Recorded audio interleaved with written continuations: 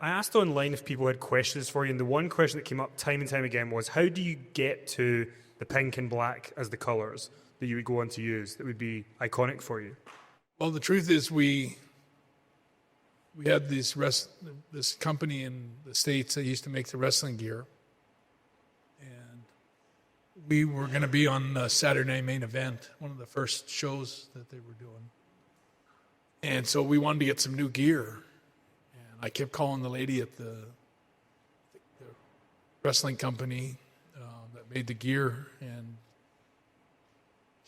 I said, we need a new color. We had the stripes up the side, if you remember. And I was like, she goes, all I got is a really nice hot pink. So I remember in the room going, she's got hot pink. Jim's like, no. So I'm like, okay, well, let me think about it. And so then we got closer and closer. This is like 3 weeks later, we're calling him again to get some gear made. And we got to rush it now. And it was just kind of funny, typical Jim Neidhart, because she goes, I got this really hot pink. It would look great. And I'm like, she's got this hot pink. Jim going, I love it. So that's how we got the pink. Jim had a change of mind. But that was a really good move for us, because at the where we taped the Saturday Night Main Event in San Diego, I remember I was in the catering line with Jim. We were both standing in catering wearing our pink tights. We looked like double bubble. And I remember Vince, I didn't realize it was Vince, but Vince came up right behind me. And in those days, I was kind of a little antsy about being around Vince. I always thought Vince would look at me and go, I thought I fired that guy. But anyway, so I used to always try to just stay away from Vince McMahon. I let him really remember, like, oh yeah, why is he still here? So anyway, Vince came up right behind me, and I remember I was in the line with my tray of food or whatever, and Jim was in front of me, and he goes, I just heard him, and I knew it was Vince's voice going, don't move. I remember thinking, like, what have we done? And he walked around me about 4 times. He goes, that's it. That's what you guys have been missing since you've been here.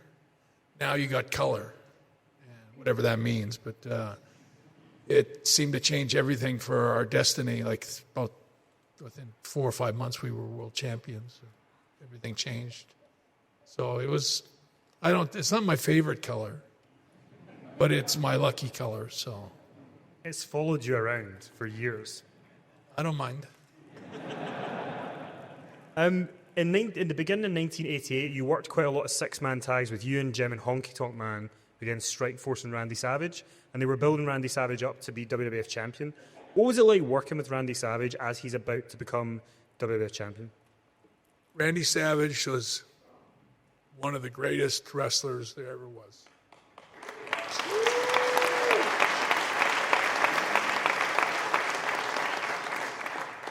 It bothers me when guys critique, like Ric Flair always really buries Macho Man. And he's got no business burying Macho Man. Macho Man was... He was one of those straight shooters in the dressing room. Like if he had a problem with you, he'd come straight up to your face and start tell you no matter how big you were or how small you were.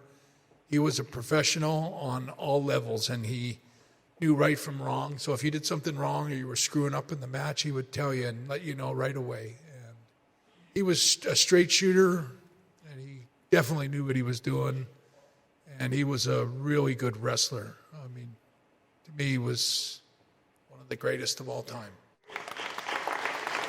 People always talk about, when Hogan was the champion in the 80s and you would love to be on the Hogan card. When Hogan went off to make his movie and Savage became world champion, what was it like with Savage on top for you guys in the dressing room? Well, I'm thinking of the first time, right? Well, the truth is that everyone expected a big drop in attendance.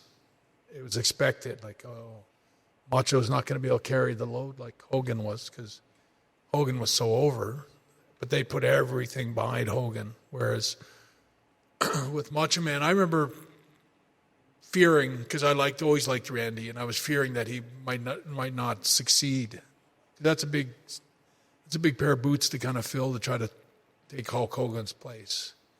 There's only one guy that could do that, but Macho Man.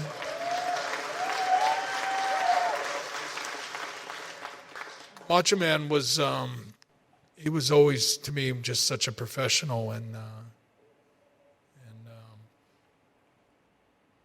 I can't remember what my point was.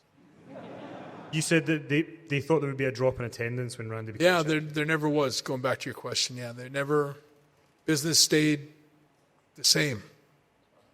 And I would say Macho Man, against all critics, succeeded at being champion, and that's why he stayed champion for a while. Attendance never changed. It was all the Elizabeth Macho Man sort of stuff that just took over and sort of pushed Hulk Hogan to the side for a few months, which was just what the company needed at that time. I do have to ask, so when Randy Savage was champion, Hulk Hogan was away filming No Holds Barred. Have you seen the movie, and what did you think of it?